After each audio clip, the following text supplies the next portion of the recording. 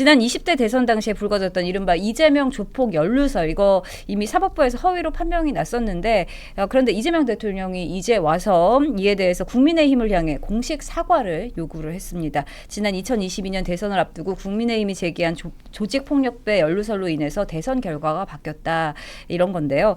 대선이 끝난 지 지금 상당히 많은 시간이 흘렀고 현재 국정을 운영하는 대통령의 입장에서 이렇게 과거 대선 결과를 두고 국민의힘을 향해서 공식 사과를 요구하는 거 이 모습은 어떻게 보셨어요? 대통령의 심리가 좀 불편해 보인다라는 느낌이 있어요. 국민의힘에 사과를 요구한다 국민의힘이 하겠습니까? 하지도 않아요. 그러면은 대통령이 그걸 모르고 했을 리는 없고 제가 보기에는 지금 복잡한 내부 사정 지금 명청대전이 극으로 달하고 있는 저 복잡한 내부 사정 때문에 거기서 받은 스트레스를 푸시다가 뭐 X에도 실수도 하시고 뭐 그러다가 이제 여기까지 넘어오는 것 같은데 저는 이건 뭐 말이 안 되는 내용이라고 사실 생각을 해요. 본인은 그렇게 느낄 수도 있겠죠. 근데 저는 그 당시 이재명 대통령의 패배를 만약에 뭔가 이유를 잡아가지고 얘기를 해야 된다면 부동산 정책, 부동산 공약에 대한 실패였어요. 명확합니다. 저는 그 당시 이재명 대통령 캠프에서 그런 공약들을 준비를 했었던 사람이기 때문에 그 당시의 상황을 너무 잘 알고 있는데 제가 분명히 말씀드렸어요. 서울을 지고 이기는 대선은 없다. 근데 서울에서 민주당이 지고 있었습니다. 자, 그럼 서울에서 가장 효과적으로 우리가 내야 되는 공약이 무엇인가 봤을 때 서울 정말 부동산이었어요. 당시에. 특히 부동산 중에서도 뭐냐 세금에 집중돼 있었어요. 보유세, 공시지가가 막 올라가면서 보유세가 엄청 높아지고 그다음에 종부세 대상 이제 아파트가 확 늘어나면서 종부세가 가지고 있던 원래 취지가 완전히 왜곡돼 버렸죠. 자, 이렇게 됐으면은 그거를 고치겠다는 공약을 내놔야 됩니다. 근데 그걸 안 내놨죠. 제가 그걸 내놓자고 그 캠프 내에서 수차례 전문가들의 이런 자료까지 갖다 뒤밀면서 얘기를 했으나 거기는 그 경제를 이념으로 생각하시는 분들이 너무 많아요. 집을 가지고 있으면 죄악이 되는 분들이 너무 많습니다. 제가 그것 때문에 도저히 못 견디고 나온 건데 그런 부분들에 막혀가지고 진 것이에요. 그래서 이재명 대통령이 정말 본인이 그때 윤석열 전 대통령한테 진 것이 너무 뼈 아프고 가슴 아프다 그러면 그 당시에 그런 정책을 이념적으로 풀었던 그런 사람들에 대해서 경제를 1도 모르던 그런 자신의 공약을 만들었던 사람들을 불러다 문책하십시오. 그게 맞습니다. 네. 저는 근데 뭐 조폭 연루설 때문에 졌다 뭐 이런 생각이 좀 본인은 그런 얘기를 하는 것 같은데 확실한 거는 조폭 이재명 대통령이 지금 만들고 있는 세상은 조폭 살기 좋은 세상인 것 같아요. 그러니까 사법 체계를 누더기로 만들고 수사 역량 박살내고 그러면 당연히 그 사회에서의 그 조폭이라든지 범죄 혐의자들만 좋은 세상이잖아요. 지금 그런 방향으로 가는 게 아닌가라는 생각이 들고 그리고 이제 뭐 조폭 연루설 때문에 대선 졌다 이런 이야기를 하는 것 같은데 글쎄요, 저는 그 당시에 이제 국민의힘 그 선대위에서 있었는데 제가 가장 들었을 때 가장 충격적이었던 것은 그 본인이 가족이랑 좀 신기한 대화를 하는 그 내용들이었거든요. 저는 그 내용 듣고 이게 뭐 조폭이다 뭐다 하는 그런 내용보다 그냥 인성에 큰 하자가 있구나라는 생각을 들었고 네. 아마 대부분의 유권자도 비슷한 생각을 했었을 것 같아요. 맞습니다. 엄한 데다가 화풀이할 때가 아닌 것 같습니다. 지금 성강남 총각님께서 슈퍼챗 주셨는데 이재명 대통령이 굳이 조폭과 연루될 필요가 있을까요? 대한민국 그 어떤 조폭의 욕설도 형수 욕설 앞에선 한없이 초라해집니다. 이런 댓글 슈퍼챗 주셨습니다. 네, 지금 똑같은 말씀 해주셨네요.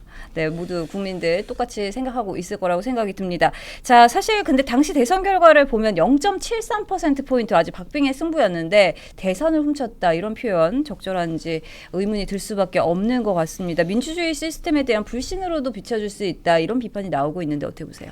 그러니까 지금 선거를 훔쳤다라는 주장은 스탑 더 스틸이랑 좀 비슷한 취지인 것 같은데 저는 이재명 대통령이 스탑 더 스틸의 취지에 공감하게 되는 그런 발언을 할지는 정말 상상도 못했습니다. 그래서 정치는 역시 신기한 일이 많이 벌어지는구나라는 생각이 좀 많이 들었고 근데 또 이런 것도 있는 것 같아요. 과거에 그 송영길 전 대표의 발언을 보면은 어느 유튜브였나요? 아마 방송에 출연해가지고 이런 이야기를 했었는데 친문이 안 도와서 졌다. 뭐 대장동 같은 것도 어떤 보수 언론이나 이런 것보다는 내부에서의 그 폭로가 있었다라는 그런 취지의 발언이 있었거든요. 그러니까 지금 대장동 사건 때문에 졌다라는 주장을 하려면 국민의힘이 제기해서 진 게 아니라 이거 내부에서 터진 그런 문제 때문에 졌다라는 거예요. 근데 지금 그러면 당시에 있었던 그 문제인식이라든지 패인 분석을 보면 제가 보기에는 이재명 대통령보다 송영길 전 대표가 훨씬 더 옳은 분석을 하고 있는 것으로 보입니다. 아까도 말씀드렸지만 지금 뭐 남 탓하고 할 만한 이야기가 아닌 것 같습니다.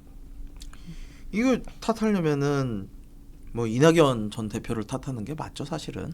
예, 대장동에 대해서 꺼내 들었고 지금도 그걸로 지금 재판하고 계시는 거 아니에요? 그러면은 정말 탓을 하고 싶으시면 그쪽으로 하는 건 맞는데 문제는 지금 대통령의 이런 발언은 대통령 개인의 발언이라고만 치부할 수가 없습니다.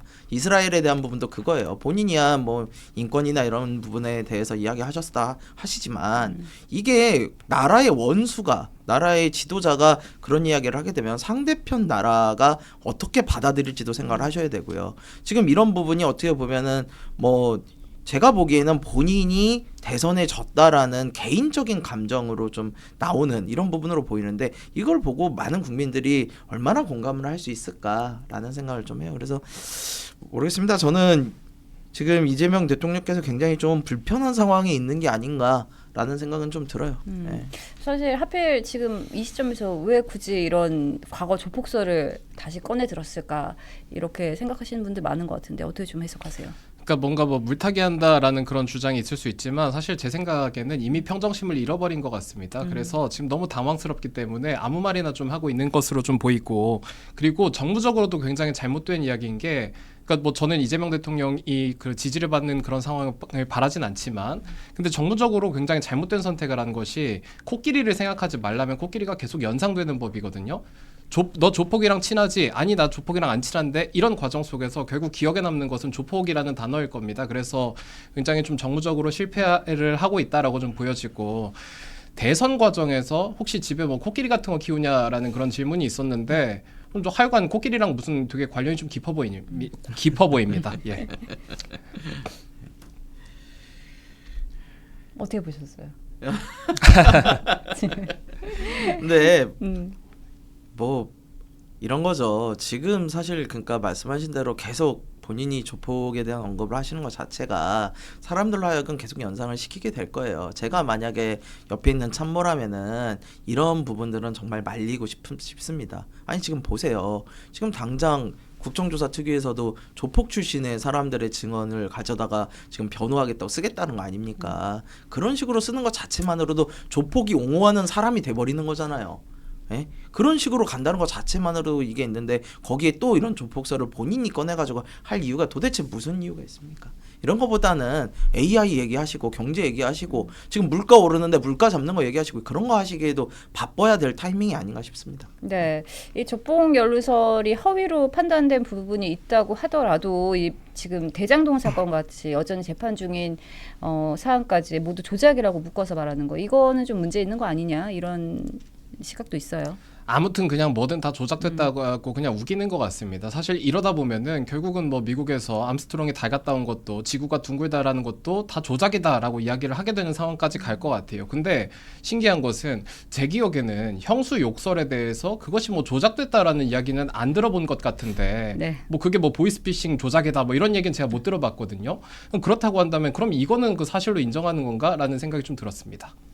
네, 사실 이 현직 대통령이 SNS를 통해서 과거 대선의 불공정을 주장하면서 이렇게 사과까지 요구하는 모습, 이례적인 모습이다 이렇게 좀 보이는데 이에 대해서 국민의힘에서는 과거 민주당의 각종 괴담 사례들을 언급하면서 맞받아치고 있습니다. 이 모습은 어떻게 보셨어요? 그렇죠. 사실은 우리가 대선 때 허위 사실이라고 그러면 모든 국민들이 가장 먼저 생각하는 건 뭘까요? 김대엽 사건 아니겠습니까? 네, 저는 그거라고 생각을 해요. 저도 그 당시에 이해찬 후보 아들들이 병역을 뺐어? 저런 나쁜 사람 이런 생각을 했던 거로 기억을 하거든요. 그런 것들이 사실은 원조격이죠. 예. 근데 저는 이런 것들을 굉장히 부적절하다고 봐요. 예. 이재명 대통령이 이거에 대해서 본인 개인적으로 억울할 수 있다고 봅니다. 예. 본인은 그럴 수도 있죠.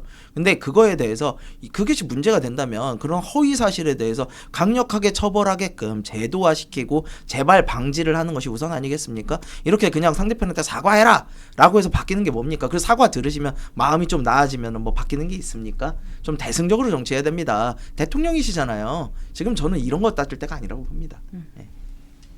조작과 괴담은 원래 민주당에서 좀 즐겨하던 거라서 저는 요새 뭐가 조작되니 어쩌니 하는 말이 좀 상당히 좀 그 괴리감이 좀 드는 상태로 이런 말들이 들리는 것 같습니다.